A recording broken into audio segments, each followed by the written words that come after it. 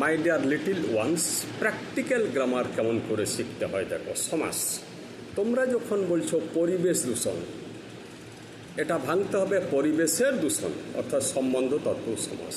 জল দূষণ, জলের দূষণ, মাটি দূষণ, মাটির দূষণ, এগুলো সব সম্বন্ধ তৎপুরুষ সমাস। কিন্তু যখন বলছো শব্দ দূষণ, তখন কিন্তু শব্দের দূষণ নয়, তখন হচ্ছে শব্দ দ্বারা দূষণ। তখন লিঙ্কারটা পাল্টে গেল, তখন হয়ে গেল করণ তৎপুরুষ সমাস।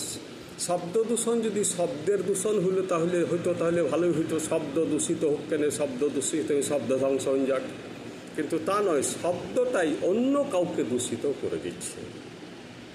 শব্দ দ্বারা দূষণ, দ্বারা মানে করণ তৎপুরুষ বা তৃতীয় তৎপুরুষ। এমনি করে প্র্যাকটিক্যাল গ্রামার শিখবে, বা যে কোনো ব্যাপারে যে কোনো সাবজেক্টে যদি জীবনের সাথে মেলাও তাহলে সহজ হয়ে যায়। নমস্কার।